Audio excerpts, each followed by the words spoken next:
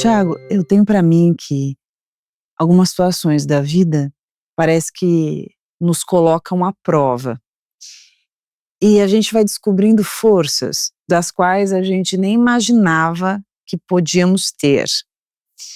E ao conhecer um pinguinho, assim, da sua vida, que você deixa que a gente possa acessar, eu tive a sensação que você viveu algo parecido.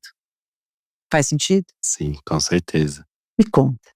Eu precisei me reinventar, né, porque depois que eu perdi minha esposa, a minha vida mudou de ponta cabeça, né. Pra tanto eu ter que vivenciar o luto, a falta dela, quanto tentar suprir a falta dela para as crianças, que é uma coisa impossível, mas tentar minimizar a falta da mamãe para qualquer criança, né. O que que é uma mãe para uma criança? É tudo.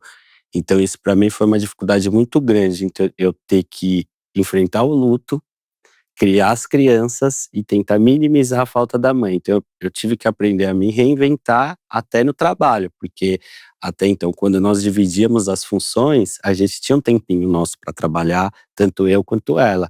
E depois que aconteceu tudo isso, eu tive que me reinventar, então acabou surgindo a ideia das redes sociais, não como uma forma de trabalho, mas eu vi nisso uma oportunidade que foi surgindo durante o processo e eu abracei esse processo e tô vivendo esse. A partida da sua esposa, ela foi uma partida anunciada ou foi algo que você não esperava que fosse acontecer? A gente nunca espera, então depois do diagnóstico do câncer dela foi muito rápido, então foram 3 meses. Então desde o diagnóstico a gente sempre tem a esperança, foi um baque, porque ela é muito jovem, sempre se cuidou muito bem, Ela sempre fazia os exames de rotina? ela não depois que nós tivemos os gêmeos e o Cauê, então a nossa rotina ficou muito intensa e a gente ficou muito preso a cuidar das crianças e a que a gente As acabou esquecendo necessidades. um pouco de nós, né. A gente acabou esquecendo um pouco da nossa vida, do nosso Teve momento, pandemia também, né, a que pandemia. deu uma O confundida Cauê, bastante. que é o meu segundo filho, ele veio bem na pandemia, né, ele nasceu e logo na sequência veio a pandemia. Então isso, assim, desestruturou a maioria das famílias, né, tanto na parte de trabalho financeira, quanto na rotina. Isso já tinha afetado a gente. Então quando a gente foi voltar à rotina normal, a gente soube da gravidez dos gêmeos. Então depois da gravidez dos gêmeos também foi um susto, porque nós não tínhamos planejado, Você já tinha já 2 tinha o filhos? Dante e o Cauê. Então, em 2 anos do Cauê, nós descobrimos que a Rai estava grávida, então foi um susto, porque a gente não tinha planejado. O Dante, primeiro a gente já estava querendo, então veio o Dante já, nós já esperávamos. O Cauê a gente planejou, porque a gente queria dar um parceirinho para o Dante, né, a gente queria dar um amiguinho para ele, a gente se preocupava muito com o futuro, como que vai ser o Dante lá na frente, por ele ter a síndrome de Down, quem que vai cuidar dele quando a gente ficar mais velho, né? Porque na nossa cabeça o pai e os pais sempre partem antes do filho, né? A gente nunca tem essa espera que o, o, né, o filho vai partir antes. Então a gente já pensava como que seria a vida dele lá na frente. Então Você queria aumentar a rede, né? a gente queria ter um parceirinho dele, tanto para a evolução dele, né, quanto para ser um parceiro de vida. Então a gente planejou o Cauê e os gêmeos vieram com uma surpresa. Gêmeos ainda, né? Os gêmeos. Então quando a gente descobriu que era gêmeos, foi uma surpresa maior ainda, porque a gravidez foi um susto e quando a gente estava no ultrassom, eu ainda brinquei com o médico, né, falei: "Nossa, doutor, tá estranha a gravidez dela, porque a barriga tá maior, ela tá tendo muito mais enjoo do que das outras vezes". Aí o doutor falou, o médico olhou pra mim e falou: "Sabe por quê, papai? Porque são 2". Eu no olhei É pra tudo em ela, dobro, né? nossa, nós ficamos desesperados. Ai, Por que gêmeos? Deus. Porque a gente não sabia que tinha possibilidade dela ter gêmeos. E é uma coisa, porque ela tinha algo com gêmeos, que ela acompanhava muitas influenciadoras que tinham gêmeos, ela achava lindo isso. E a gente nem sabia que ela tinha probabilidade de ter gêmeos, a gente só foi descobrir depois que ela ligou pro pai dela pra contar, Aí eles e o pai contaram. dela falou: "Ah, sua bisavó tinha uma irmã gêmea". Olha, Então pulou várias gerações gerações. e foi parar, né. E aí, os gêmeos vieram, e aí começaram alguns sintomas diferentes? Os sintomas foram muito leves, quando ela começou a reclamar de algumas dores aqui próximo do estômago, a gente achou que não fosse nada. E quando a gente foi investigar ela começou a sentir alguns enjoos, a gente achou que ela pudesse estar grávida de novo, não estava.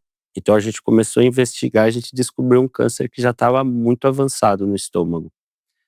Então os médicos já falaram que estava assim, pelas imagens, né, da tomografia, ele já estava tomando o estômago inteiro praticamente, então já estava muito difícil o tratamento dela, então a gente foi encaminhado para um tratamento no ICESP, que era uma pesquisa que tinha com alguns medicamentos inovadores que eles estavam testando, mas que tinha ótima resultados para câncer de estômago, e era bem para o câncer de estômago dela.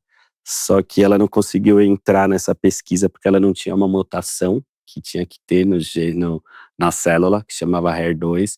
Então a gente teve que esperar praticamente um mês para vir o resultado lá dos Estados Unidos, para ver se ela poderia entrar nessa pesquisa, e ela não poderia iniciar a quimioterapia se ela fosse participar da pesquisa. Não poderia entrar ninguém participando da pesquisa que já tenha feito quimioterapia. Então nós ficamos esse um mês esperando o resultado e não deu para participar. A gente começou a quimioterapia normal, mas foram 3 meses de lutas e foi muito rápido, né. Então, como é no estômago, ela já não conseguia se alimentar, então ela foi emagrecendo muito. Já em pouco tempo ela já não conseguia andar direito, já não conseguia cuidar das crianças, segurar as crianças no colo. Então foi bem difícil esses 3 meses, que eram idas e vindas no hospital praticamente todos os dias, e a gente não trabalhava, a gente largou tudo. E nesse momento a prima da Raíssa sugeriu uma vaquinha para ajudar a gente a contratar uma babá para ficar com os bebês, porque os bebês não iam para creche ainda, porque o Zé tinha um problema respiratório, toda vez que a gente colocava ele na creche, ele ia internado, ia pra UTI por problema respiratório, bronquiolite. Então eles ficavam em casa, porque não adiantava a gente colocar a Chloe, se eles dormiam no mesmo quarto, ia pegar.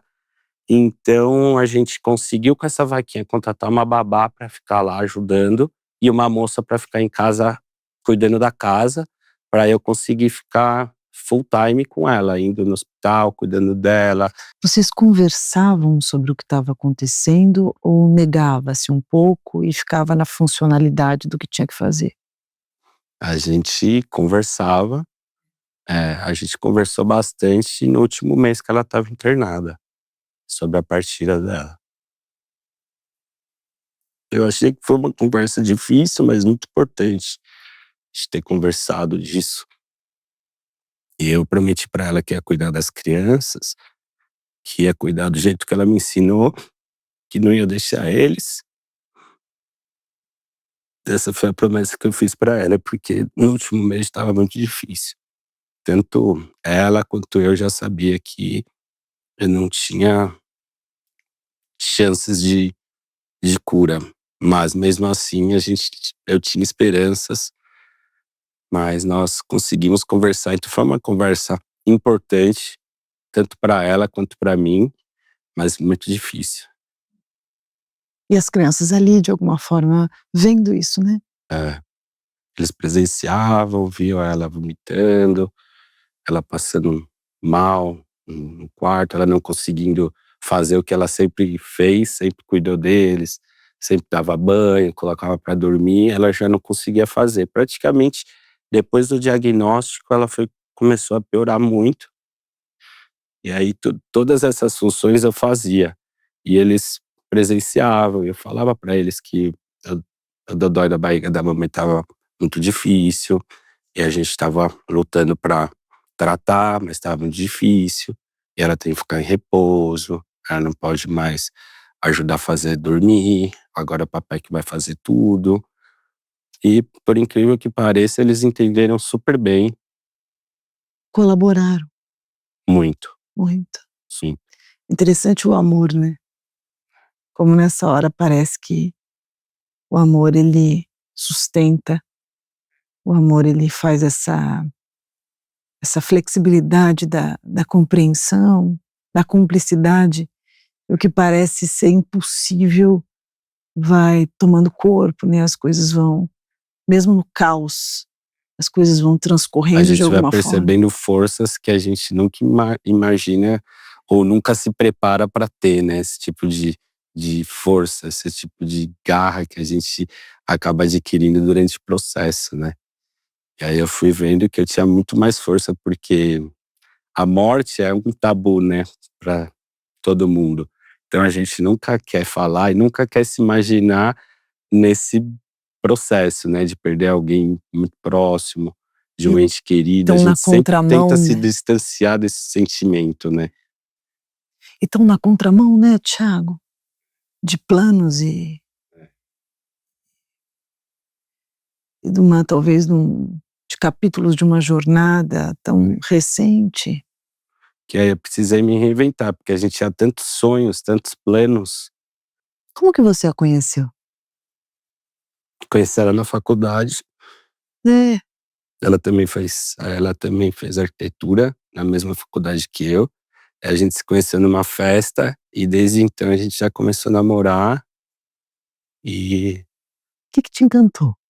nela, o jeito meigo, doce, ela todo mundo que conheceu ela, eh, fala que ela é um anjo, né. Então assim, ela sempre foi muito doce, sempre foi muito meiga, e todos os relacionamentos que eu tive antes, ela me mostrou que realmente era o amor e que realmente existem pessoas que fazem a diferença na nossa vida. E ela me ensinou tudo, ensinou que é um amor verdadeiro, que é uma cumplicidade. Então foi, assim, foi essencial ela na minha vida, me ensinou tantas coisas e me deixou meus bens mais preciosos, né. Eu falo que as pessoas não precisam ficar para sempre fisicamente, para significarem para sempre pra gente, né. Que interessante que é um encontro necessário para esses frutos e para esse aprendizado, para o legado que você tem, não só em forma dos maiores amores que você pode sentir, mas também como aquilo que ela deixa dentro de você. Com certeza. E como que foi quando você se viu só com todos eles? É, esse momento foi difícil, porque vivenciar o luto, a minha vontade era ficar dormindo, era não sair da cama, mas eu precisava acordar com alegria e transmitir alegria e força para as crianças. Muita gente falava para mim: "Tenta não chorar na frente das crianças", mas, assim, naquele momento era impossível. Possível. Então muitas vezes eu chorei na frente deles. Eles te perguntavam? Eles perguntaram, eu comentei com eles, né, antes de tudo acontecer, que eu já tinha preparado eles, que o dor da barriga da mamãe estava muito difícil e que talvez ela ia morar com o papai do céu, porque o corpo dela não ia aguentar. E que se isso acontecesse, a gente ia conseguir falar com ela através das nossas orações, ela ia estar presente vendo a gente lá do céu, junto com o papai do céu.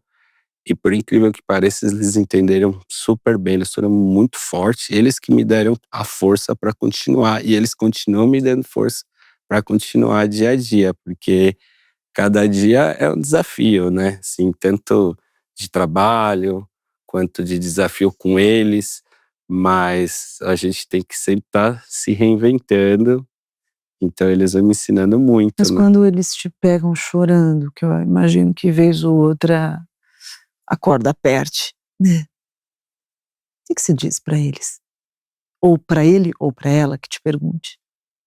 É, às vezes o Cauê, às vezes que vê eu chorando, o Dante ele fica me olhando muito, assim, quando eu tô chorando, ele fica só me olhando, ele percebe, fica olhando. O Cauê fala: "Papai, por que que você tá chorando?" Eu falo: "Nada, filho."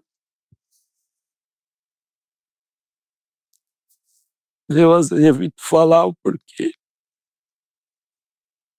Tô tentando transmitir fraqueza, mas eu falo que todo mundo chora, que é normal. Eu quero te contar uma coisa para você considerar. Você nunca vai demonstrar fraqueza para o teu filho, para tua filha, ao te verem chorando. Pelo contrário, você vai autorizá-los a também chorarem assim que eles conseguirem compreender melhor. E também a sentirem o que quer que eles sintam. Eles estão elaborando um luto e a compreensão dele junto com você. É como se você fosse a tradução de tudo aquilo que ainda está muito precoce, desorganizado dentro deles. Não é porque eles estão dando risada e eles estão brincando que eles não sintam. É porque é tudo muito difícil, é uma carga muito pesada para crianças que não têm maturidade suficiente para conseguirem entender a gravidade dessa ausência. Cada vez que você chora, mas você também está lá. Cada vez que você chora, e você também está presente. Cada vez que você chora e você os abraça, cada vez que você chora, mas você faz a comidinha, cada vez que você chora, mas você os coloca para dormir, cada vez que você chora, mas você não os abandona. Eles entendem que sentir, que ter saudade, que ter medo, ter dúvida, que ter o coração apertado é permitido. E isso é libertador. E você, como pai, ao fazer isso, você não demonstra fraqueza, pelo contrário. Você demonstra cumplicidade, força, respeito e o principal, responsabilidade. Você quer algo mais importante que o direito da gente poder chorar a falta de uma mãe, né? E falar sobre ela. Uma vez, uma paciente minha, me conta, é minha paciente até hoje, por coincidência. Ela perdeu a mãe de uma forma trágica, muito difícil. E ela passou toda a vida sem se sentir autorizada a perguntar o que aconteceu com a mãe, ou mesmo dizer, cadê a minha mãe? Ou tô com saudade da minha mãe, porque ninguém falava sobre o assunto. E do outro lado, ninguém falava porque não queria que ela sofresse. Ou seja, virou um assunto velado. E ela me dizia em sessão, como eu sinto falta e como eu senti falta de poder falar, de poder gritar, de poder chorar. Não é sobre o quanto isso resolveria, porque o que aconteceu, aconteceu. Mas me aliviaria bastante. Não é sobre resolver, né? É sobre poder colocar para fora aquilo que grita tanto por dentro, né? Transbordar o que tá por aqui na gente. Então, permita-se chorar, conte sobre ela, conte. É gostoso a gente ouvir sobre alguém que é importante para nós. Por exemplo, nossa, mamãe adorava isso aqui. Nossa, eu falo muito isso. Isso é o máximo. Eu falo muito. Quando a gente vai comer alguma coisa, por exemplo, teve a noite do a Rai adorava hot dog. A gente fez a noite do hot dog e sempre, uma vez por semana, eu faço a noite de alguma comida e eles ajudam. Noite do pijama, né? Eles ajudam a fazer. Então tem a noite do hot dog, a noite da pizza. E aí eles sempre ajudam a fazer, né? Noite do hambúrguer. A noite do hot dog, por exemplo, foi, nossa, a mamãe adorava hot dog. Então eu sempre trago as lembranças delas em alguns momentos. E o Cauê também, ele tem muita lembrança da mãe. Então alguma coisa que Ele a gente... fala? Ele fala, alguma coisa que a gente vê, ele fala, nossa, a mamãe adorava isso, né? E tudo, mas assim, muito, muito pleno, sabe? Muito pleno. E aí muitas vezes eu choro, às vezes não só da falta, mas assim, de alguma situação que às vezes está fora de controle, Desespero, né? situação, e às vezes eu começo a chorar, ele sabe que tá chorando, eu falei, nada, tá muito difícil pro papai, mas é normal chorar, às vezes eu falo isso, muitas vezes eu desconverso, então cada dia é uma situação. Mas você sabe que muitas vezes você também dizer, viu, Thiago, tipo: "Nossa, papai tá desesperado, como eu queria a Raia aqui, como eu queria a mamãe aqui. Eh, como eu sinto saudade. Nossa, ela ia me ajudar muito nisso aqui", né. Isso, ao contrário do que parece, é fazê-la presente. Eu falo que enquanto alguém é lembrado, esse alguém existe, né. E lembrar e falar e você se permitir também, te ajuda.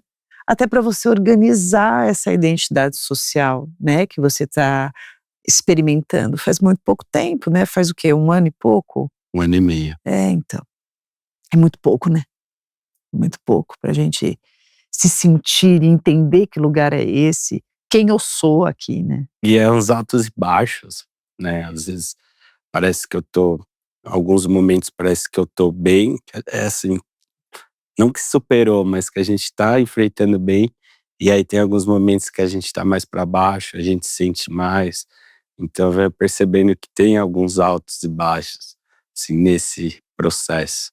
Ô Tiago, eh, dá pra ser feliz em meio ao luto? É, complicado essa pergunta, porque no luto a gente tá sofrendo muito, mas o que eu vi, o que eu aprendi é tentar se reinventar, né. Eu tive que me reinventar e a felicidade são momentos, né, assim, o que que é uma felicidade plena, né, é complexa, é uma palavra muito complexa a felicidade. Para mim, pelo menos, né, e para a Grande, grande né? maioria das pessoas. Então, eu acredito que a felicidade são momentos, então dentro de todas as dificuldades, eu vim sempre tentando trazer momentos legais, diferentes, divertidos para as crianças e para mim também. Então, mesmo que no meio desse caos, dessa turbulência, eu vim trazendo muitos momentos diferenciados, trouxe muitos momentos legais e venho trazendo. Você sabe que eu acho que acho que uma das maiores descobertas do ser humano, acho que é a capacidade da gente conseguir sorrir mesmo triste. Perceber que é possível viver momentos de alegria, ainda que o nosso coração esteja sangrando. Porque existem outras pequenas conquistas no meio de partidas, de perdas, de dores. Você tá você tá vendo seus 4 filhos se desenvolverem e crescerem, enquanto você tá elaborando o luto da partida de uma mulher que não só a mãe dos seus filhos, como me parece uma mulher gigante na sua vida, um grande amor. E em meio a tudo isso, tem o seu filho aprendendo a escrever, a tua filha dando uma gargalhada gostosa, você recebendo um abraço, um olhar profundo, um exercício de ternura, algum comportamento que te toque, algo que fique eternizado, como aquela gargalhada que a barriga chega a doer, ou aquele momento que às vezes não está na foto, porque não dá nem tempo para tirar foto, mas que eterniza no nosso coração para sempre.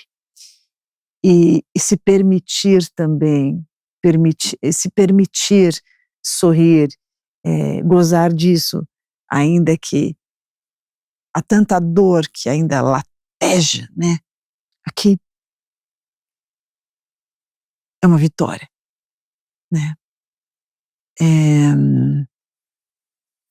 é viver, ainda que tenha pedaços nossos, tentando sobreviver, né, como um quebra-cabeça que a gente está tentando montar para ver que vai ser disso aqui.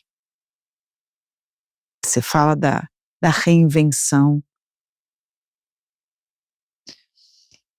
Que tem te surpreendido nesse tempo, no teu dia a dia? Ah, é o poder que a gente tem de se reinventar. Isso foi uma coisa que aconteceu muito comigo, então eu tive que aprender a me reinventar onde eu achava que: "Pô, o que que vai ser agora, né, o que que eu vou fazer?". E essa reinvenção foi abrindo muitas portas, então, por exemplo, o canal no Instagram, eu criei depois que tudo aconteceu, porque na verdade eu já tinha conversado com a Rai em um tempo sobre isso, porque a gente se via numa situação engraçada, estava todo mundo chorando, um pedindo um negócio, outros do chego, 2 bebês chorando, outro pedindo, outro chorando, eu olhei, falava: "Nossa, Rai, seria legal se a gente criasse um canal, mostrar nossa rotina", porque deve ser curiosidade para muita gente, porque hoje em dia quem tem 4 filhos, né, hoje em dia antigamente era normal, né, ter 10, 5 filhos, hoje em dia é 1, 2 filhos, então quem tem 4 filhos hoje é um pouco fora da curva, né, um pouco doido, vamos dizer assim, eu falo assim: "Eu sou doido", aí sempre que eu vejo quem tem 3 filhos eu falo: "Você é doido?". Aí fala: "Eu tenho 3, você tem 4", eu falo: "Eu sou doido", por isso que eu tô falando. Então é uma curiosidade das pessoas, só que assim, eu sempre fui muito reservado e ela também, e não se expunha, minhas redes sociais era parada, nem entrava, nem consumia, ela que consumia mais, e aí acabou que não rolou. E aí depois, quando eu estava com as babás, depois que ela partiu, a babá e a moça ainda continuou trabalhando, que ainda estava dando para sustentar com o dinheiro da vaquinha. E aí a gente se via nessa situação, eu ainda comentei com a moça, falei: "Putz, acho que eu vou criar um canal no Instagram para mostrar essa rotina". E depois ela teve que ir, porque eu não tinha mais condições de pagar, e eu criei o canal, e ele foi crescendo muito. Na verdade eu tinha muita vergonha, e ainda eu tô aprendendo a lidar, assim, com as câmeras, mas eu tinha muita vergonha de falar, então eu comecei a criar o canal só postando vídeos. E aí quando eu destravei para falar e explicar, contar a história, foram 2 vídeos que viralizaram, eu comecei a ganhar muito seguidor, aí eu falei: "Nossa, que legal, muitas pessoas me apoiando, foram que estava me dando força para elas", falei: "Puta, legal, vou continuar". E aí eu fui continuando postando, ele foi crescendo muito. E aí pelas redes sociais, a moça que trabalhou comigo me achou lá e falou: "Nossa", eu acho que eu estava com uns 200 e poucos mil, ela: "Nossa", eu falei: "Lembra que eu contei pra você que eu ia criar o canal?". Ela falou: "Nossa, eu lembro, que legal". Tal, e aí a gente se reencontrou nas redes sociais, apareceu pra ela lá um vídeo. Isso foi engraçado. E aí eu tô indo pra esse caminho.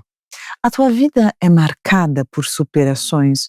A gente está falando da situação da Rai na tua vida, né, e na vida das crianças. Mas antes disso, antes da partida da Rai, a tua vida é marcada por superações? Ah, sempre tiveram desafios, né. Acho que às vezes todo mundo tem algo do tipo. Você nunca se vitimizou pelas coisas difíceis que te aconteceram, você enfrentou. Nunca me vitimizei e eu sempre usei isso pra me dar mais forças. Então eu até lembro, né, mas engraçado na faculdade, eu lembro disso, né, eu lembro que quando eu fazia trabalho tinha professores que vinham e criticavam, falavam: "Que Porcaria. é essa? Que porcaria que você fez?". E eu lembro que muitas pessoas saíam chorando, né, e eu falava: "Aê, agora eu vou fazer o negócio, Agora você vai ver. agora você vai ver".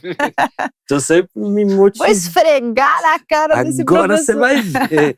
Então sempre me motivou Hã. a fazer e continua me motivando, né. Todos os desafios acho que na vida é para ensinar, para trazer alguma melhoria pra gente, né. Engraçado, é como se as pancadas da vida, elas não te intimidassem, mas talvez elas até provocassem em você a necessidade de se descobrir, de buscar. Não por acaso você resolve fazer arquitetura, que é essa construção, né, o arquiteto ele sempre olha alguma coisa, eu por exemplo que sou leiga, eu fico boba de o arquiteto olha o negócio, daqui a pouco ele faz um monte de coisa, eu falo: "Da onde você tirou tudo isso?". Então, é um pouco tirar da cartola, né, é um pouco essa capacidade criativa de construir e reconstruir em cima de possibilidades que muitas vezes a olho nu não se pode ver.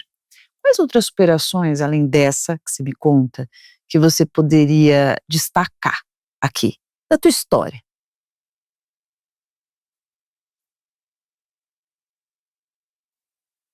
Eu sempre fui muito de esporte, então sempre gostei muito, assim, de esporte não do lado profissional, né, mas sempre a superação no esporte você sempre tenta se superar, né, então eu sempre gostei muito Que esporte? eu sempre gostei muito de jogar bola quando eu era novo, então eu sempre tive essa coisa da competição, sempre tá tentando se reinventar, mesmo dentro das dificuldades. Então na escola, para entrar no time da escola, você tinha que ser escolhido, então você sempre Você ia lá e tentando suava a você camisa. sempre tentando ir treinar para ir bem. Eu depois comecei a surfar também, então que foi um desafio muito grande, porque eu comecei a aprender sozinho, Que então eu legal. sempre queria buscar algum lugar, não tinha casa na praia, eu ia na casa dos amigos, o amigo tinha casa na praia, eu ia com um, depois ia com outro. Sua família é daqui? É daqui de São Paulo. Você tem irmãos? Tenho. Eu tenho um irmão mais velho que atualmente mora no sul. Tá. Ele tem 7 anos, ele é 7 anos mais velho que eu, ele casou com uma gaúcha e foi morar lá no sul, em Você só tem um Canoas. irmão? Tenho um irmão. Tá. E seus pais estão aqui.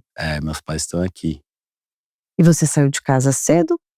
Não, eu Não. saí de casa quando eu e a Rai tivemos condições para sair, porque quando nós éramos estagiários, não ganhava quase nada, né. Então quando a gente resolveu a comprar um apartamento, a gente já estava com uma condiçãozinha, eu já tinha me formado, eu já estava com uma condiçãozinha um pouquinho melhor e deu pra gente começar.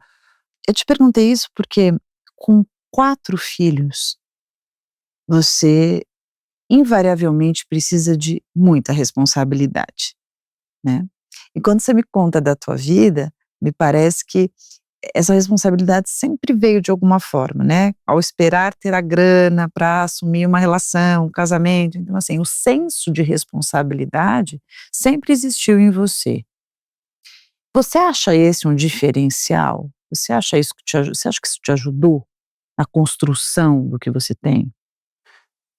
Eu acho que o que me ajudou muito foi a referência do meu pai e da minha mãe. Meu pai e minha mãe, eles são casados ainda, então se eles sempre me deram uma base muito boa. Então apesar de eu não ter uma condição muito boa financeira desde jovem, mas meu pai, ele sempre trabalhou e ganhava até que bem no trabalho dele, e tudo que ele tinha ele pagava uma escola, ele sempre quis que eu estudasse escola boa. Isso me deu uma base muito boa. A responsabilidade do meu pai e da minha mãe sempre me trouxe essa base para eu manter também os cuidados com as crianças, né, e muita gente me pergunta, né: "Nossa, que bom que você não abandonou os seus filhos, né, você não deu seus filhos para sua mãe ou para sua sogra cuidar para você ficar". Gente, isso nunca passou na minha cabeça. Acho que minha consciência nunca me perdoaria se eu fizesse uma coisa dessa. Se eu deixasse as crianças, elas não: "Ah, tá, eu vou deixar com a minha sogra, vou deixar com a minha mãe", minha consciência me cobraria de uma tal forma. Por que você acha que na nosso mundo, né, a sociedade, fala-se muito da mãe solo. Pai solo fala-se muito pouco.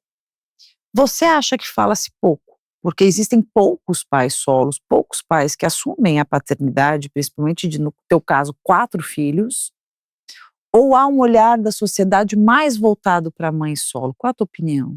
Minha opinião é que na sociedade, isso já vem de muito tempo, né, da sociedade em ser a mãe cuidar muito do filho e o pai sair para trabalhar, né, que nem na época de guerra, por exemplo. Quem ia pra guerra eram os homens, deixa a mulher em casa, resguardada, cuidando dos filhos, e o pai vai pra guerra, o pai vai trabalhar, o homem vai caçar, a mulher fica. Então já tem uma cultura um pouco mais voltada para Então você está isso. dizendo como se a sociedade já também, de alguma forma, já colocasse isso intrínseco, né, é a mãe que vai Quando ficar ela com os tá filhos. gerando a Uhum. criança, como ela amamenta, então assim, tem a relação do homem na mulher, como ela amamenta, é crucial que a mulher tenha que ficar com o bebê, né, amamentando ali, dando aqueles cuidados iniciais, e acaba tendo um leve, né, Tende, né? Aham. tende Tá. Uhum. a ir por um pouco pro lado da Fica mulher. pendendo mais pra lá. E aí a sociedade acaba incorporando isso, né. Em tudo, né, E fica um pouco indireto, fica indireta essa mensagem, direta e indireta, né. e antigamente, né, na época dos meus pais e dos meus avós, quem saía muito para trabalhar sempre foi o homem. Então isso ainda, apesar de hoje já ter mudado muito esse conceito, ainda traz um pouco dessa herança, né, que vem lá de trás, né, do homem proteger, né, tem isso também, eu acredito, né, o homem proteger e tudo. E tem essas coisas também, essa geração de guerra, né, também, de lutas, né, então sempre, né, em Roma, por exemplo, quem que ia para a guerra eram os homens, né, que iam lá e as mulheres ficavam em casa, já vem uma cultura e acaba esbarrando, né, hoje em dia que já o homem não precisa mais ir para a guerra, ele acha Então, que ele mas na hora que você se vê com 4 filhos, minha mulher partiu, passou pela tua cabeça, eh bom, não sei, acho que eu vou fazer alguma coisa, ou vou deixar para minha mãe ou a mãe dela, criar ou morar, ou você falou: "Não, eu vou ficar com os meus filhos e pronto"? né. Como foi isso? Então isso nunca passou pela minha cabeça, mas porque eu não isso não ia me deixar, minha consciência ia me cobrar, porque, apesar de, ter na minha casa também essa diferença, minha mãe sempre trabalhou fora também. Ela sempre Meu pai foi muito presente, né, então ele sempre dividiu muito as responsabilidades. Então meu pai sempre me levava para os esportes, ficava comigo, me levava para a escola, então eu Você dividia. teve um pai presente? Um pai muito presente. Então essa base também que eu tive, me fez ver que, assim, é normal, Sim. né, então não Te é autorizou, né, se não é uma sentir. coisa não é uma coisa assim: "Nossa, não, eu vou dar para minha sogra". Então nunca pensou, e uma porque também isso é uma coisa que são meus filhos, né. Então assim, imagina daqui, sei lá, 15 anos, a hora que meus filhos tiverem 20 anos, e eu for falar com eles, falar: "Ó, eu dei vocês pra minha mãe e pra minha Porque a acontece muitas cuidar", vezes, porque né. não, acontece, muitas vezes até por condições, mas eu falei: "Não, eu vou super". Não, e eu acho interessante porque também não foi de uma hora para outra que você assumiu um lugar com esses filhos, vocês já tinham também papéis muito claros, e vocês tinham uma cumplicidade na criação, pelo que você conta, você já era bastante inserido no dia a dia, na rotina, então tudo bem que assustou, claro, porque ficou muito concentrado em você, mas não era algo estranho para você, né. Não, desde o Dante, né, porque quando o Dante nasceu, e a gente descobriu que ele tinha síndrome de Down, a O gente diagnóstico não foi, no dura nascimento. foi no É. nascimento.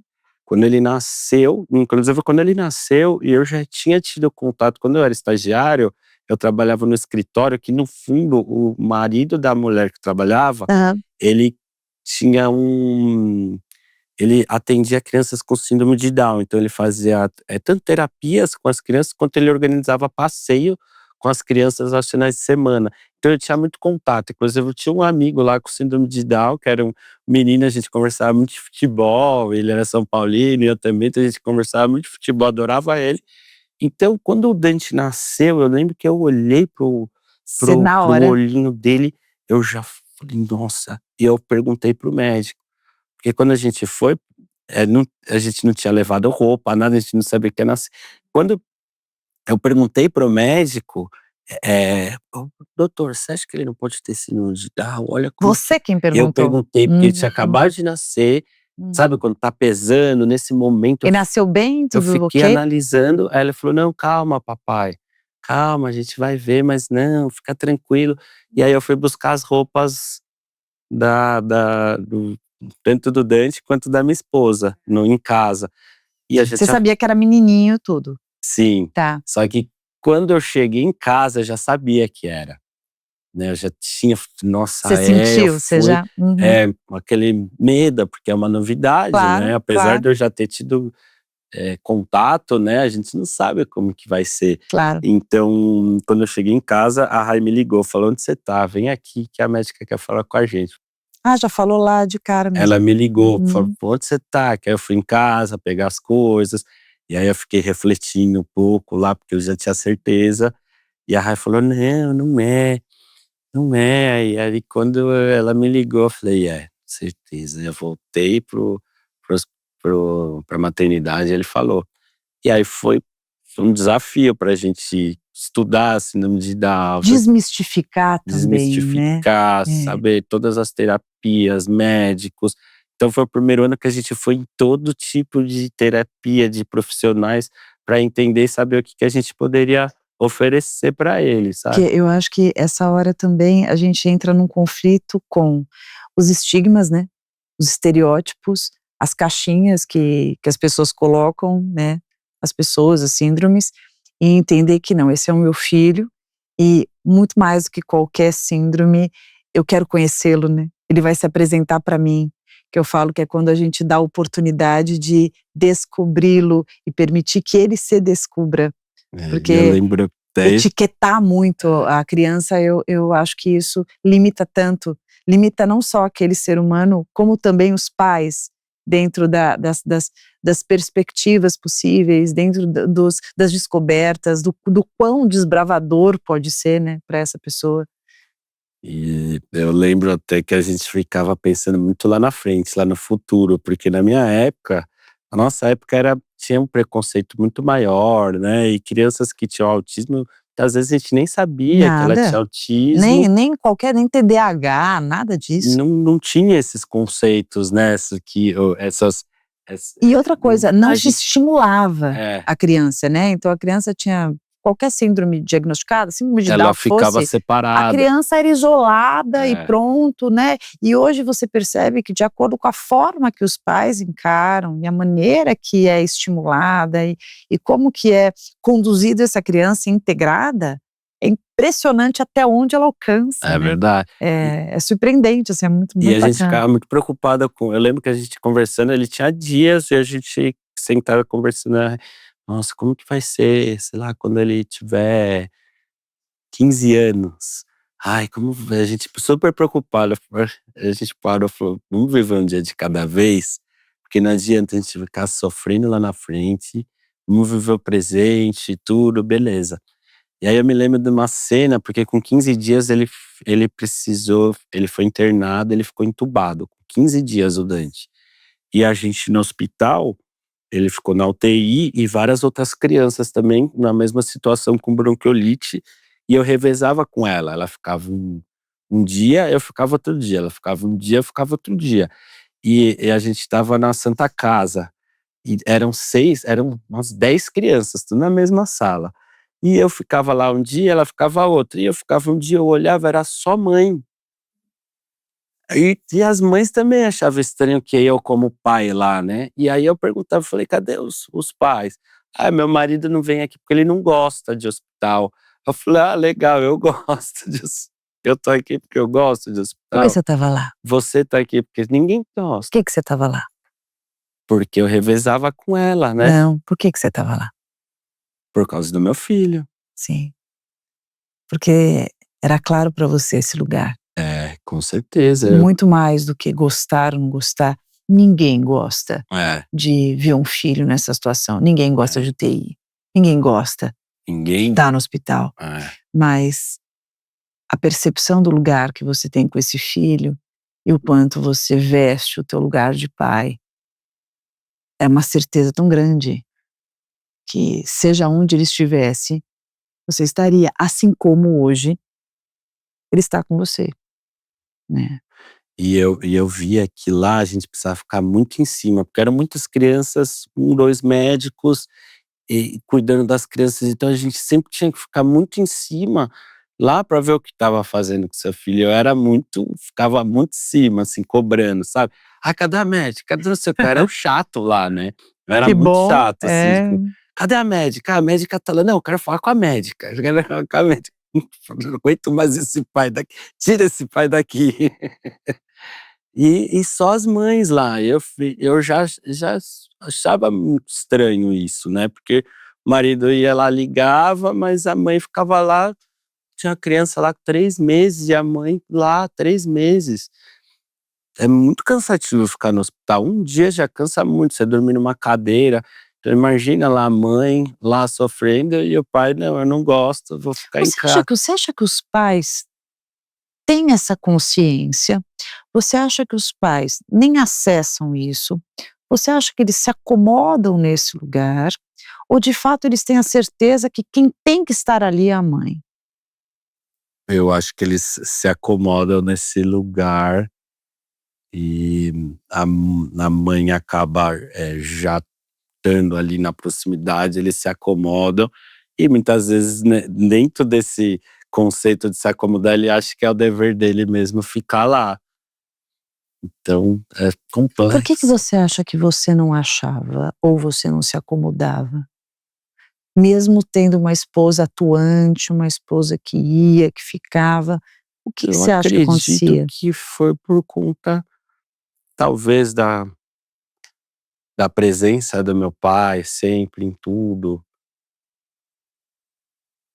Acredito que seja isso, do amor do meu filho, porque eu tive isso com o Dante, e o Zay, ele já teve umas 7 UTIs, o Zay, e ele também precisou ficar entubado, e eu revezava muito com a Rai no hospital. E eu ficava lá com ele. E eu lembro que quando eu cheguei lá também, a mesma situação. Eram só mulheres, então quando as crianças, era UTI que ficavam várias crianças, quando eu ia ter que entubar uma criança, todo mundo tinha que sair para as mães não ver, porque é um processo um pouco difícil de ver, né, entubando uma criança. Então as mães saíam e ficavam fora. E eu lembro que o Zay subiu para UTI e eu fui. Só que eu cheguei, era só mães, então eu fiquei um pouco de canto. E aí eu vi, tinha um pai, inclusive ele é meu amigo até hoje. É mesmo? É, um pai, aí ele já viu eu e já, sabe, falou: "Ô", já veio, me Pelo amor trouxe. de Deus, É, né? ele veio, me trouxe, apresentou para as meninas, porque ele já conhecia, o filho dele já estava lá há uns 2 meses, então ele já conhecia todo mundo e eu estava chegando agora, muitas mães, e ele veio e me chamou, falou: "Oi, tudo bom?". E eu já comecei a conversar com ele, e ele me apresentou para as pessoas. Inclusive hoje, ele ainda é meu amigo, eu falo com ele até hoje, era o único pai.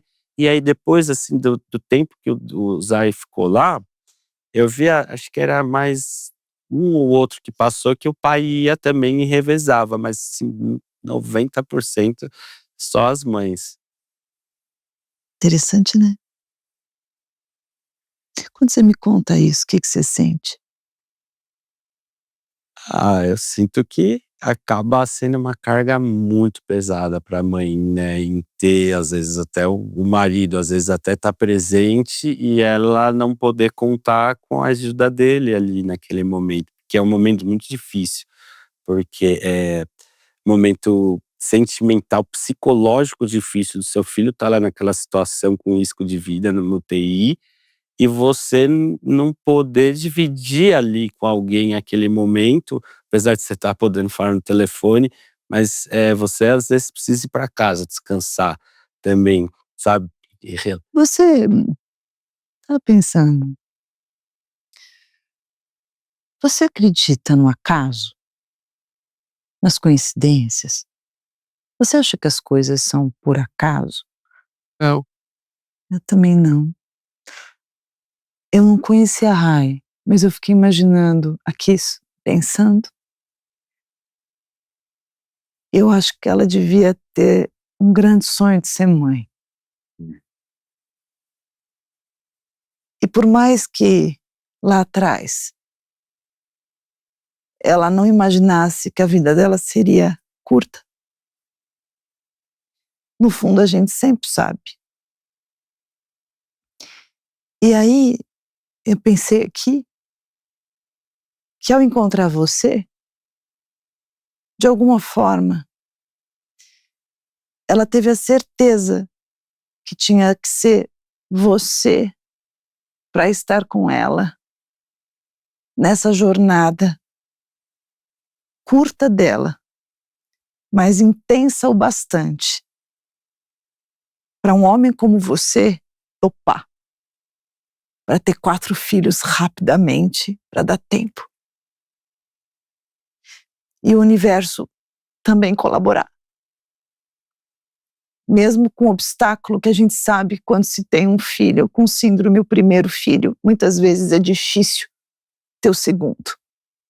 Muitas vezes tem-se medo, tem-se fantasias. Mas o desejo de fazer a família,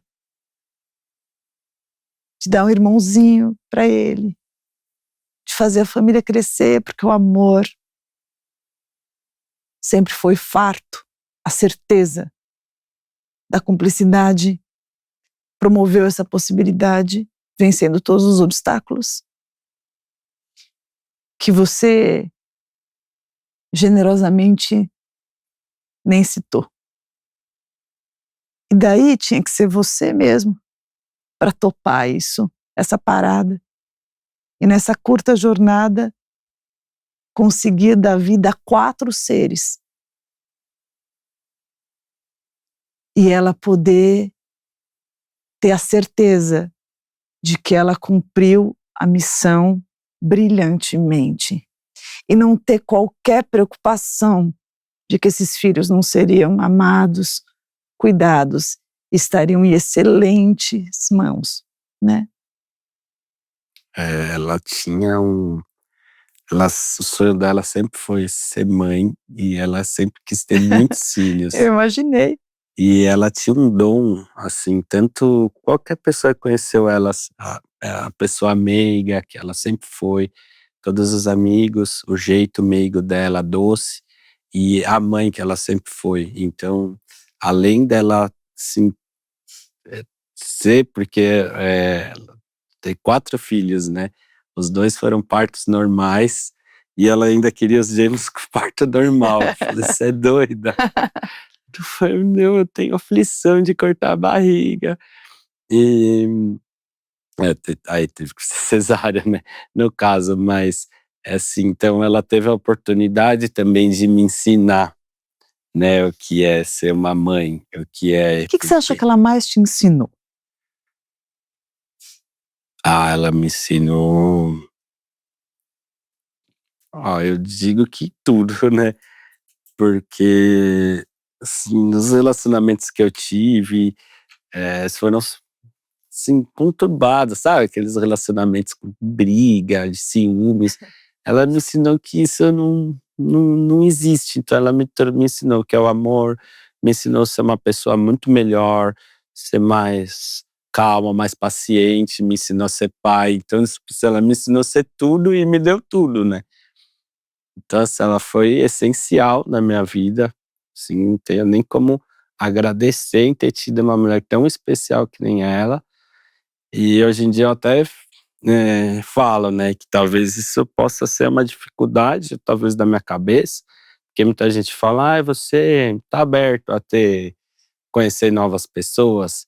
Eu falei, eu tô aberto a conhecer novas pessoas, mas eu não sei, talvez se eu tô aberto a entrar num relacionamento, porque eu ainda tenho muito ela como base. Então eu tenho ela num parâmetro muito alto.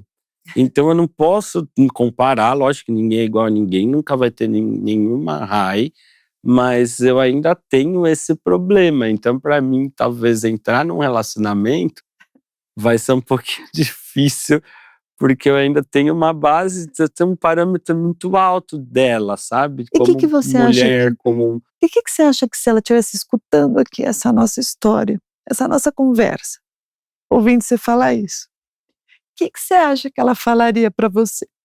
Se ela pudesse cochichar aqui para mim, o que ela diria?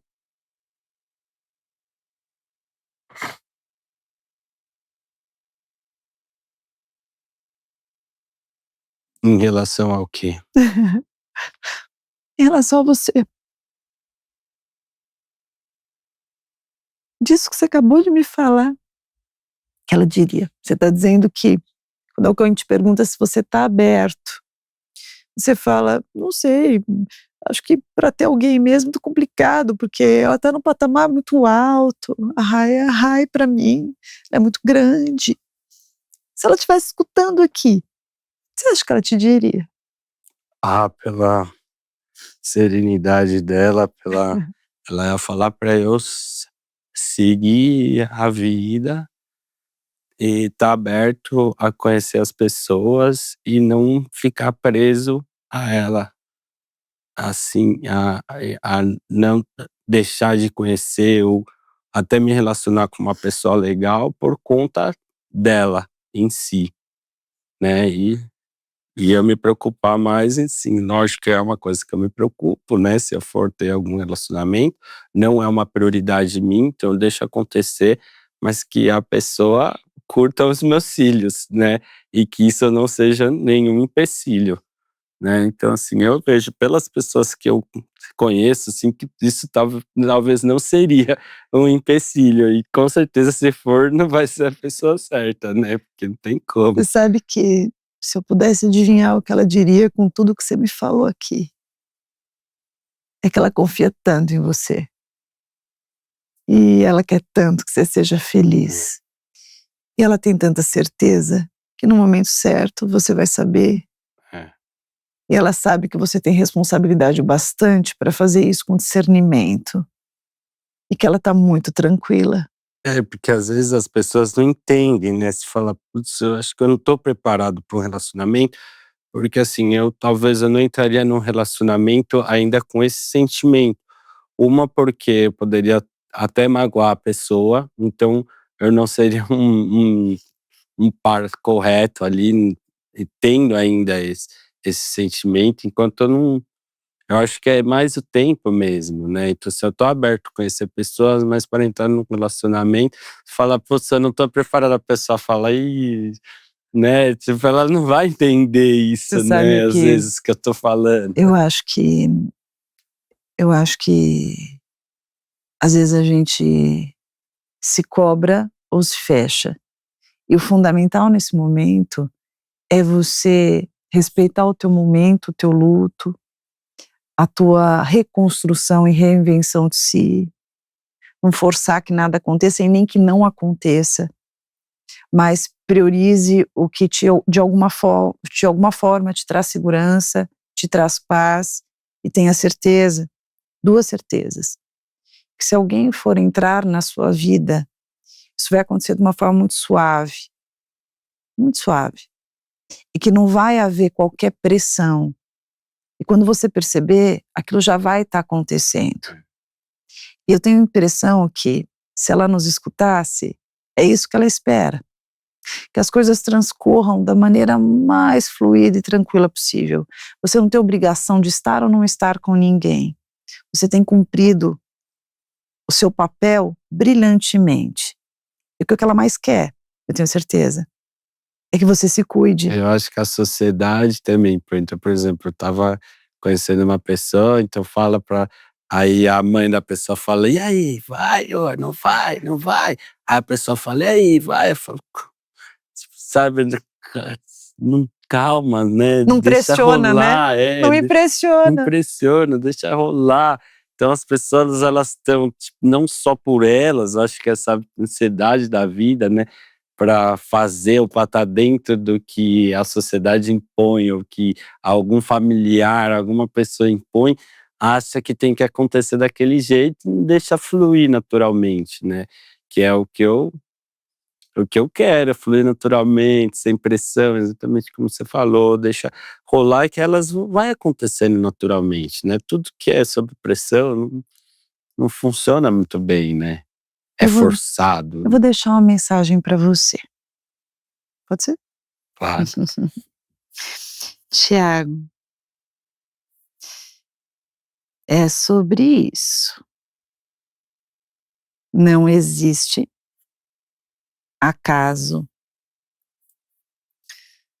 Nossos caminhos já existem há tempos e nossos passos concluem ou não nosso destino.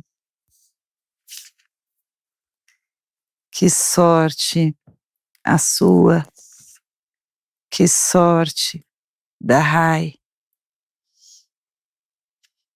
Esses 4 filhos tinham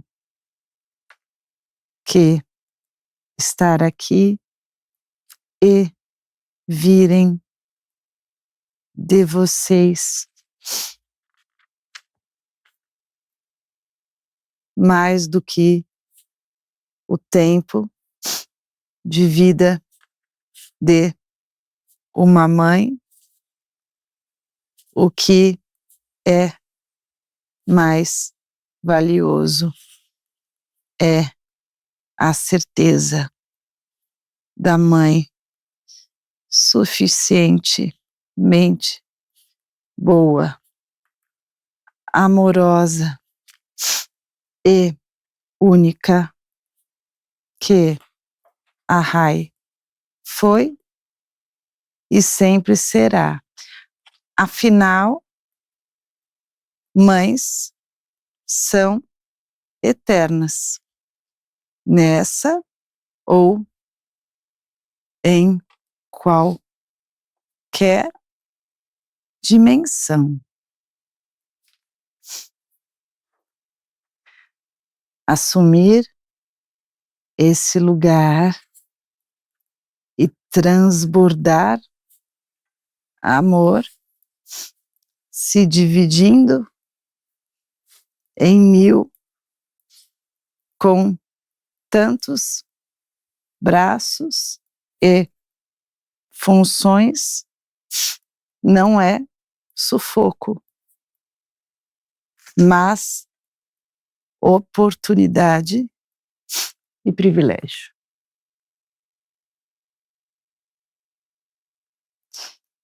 De uma coisa tenho certeza: você é muito amado e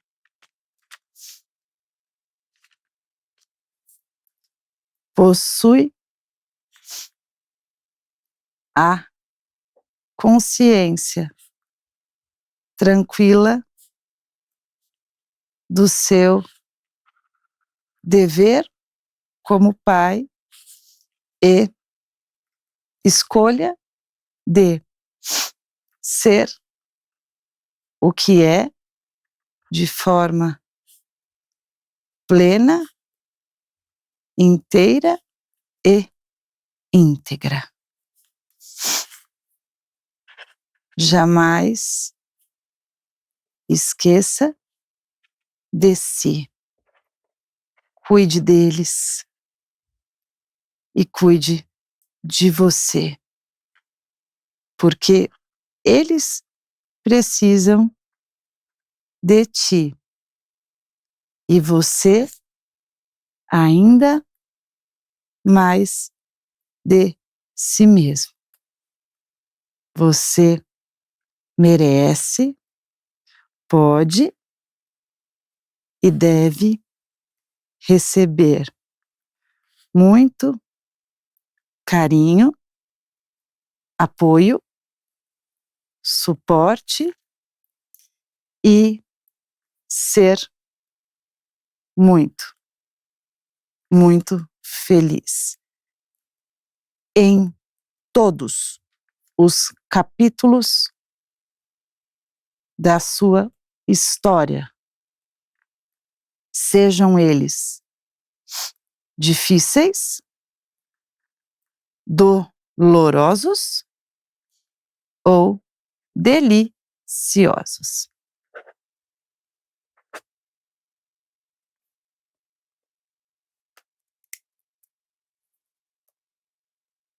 Obrigada. Muito obrigada. Obrigado. Um abraço. Obrigado.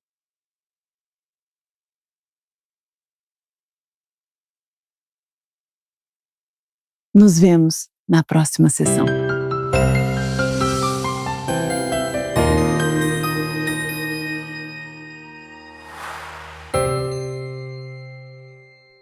Deu vontade de fazer terapia, né? Então baixe agora mesmo o PCAP, meu aplicativo de atendimento psicológico, para você fazer a sua sessão de terapia a qualquer hora, de qualquer lugar. Temos milhares de psicólogos qualificados na abordagem do jeitinho que você quiser, prontos para te atender.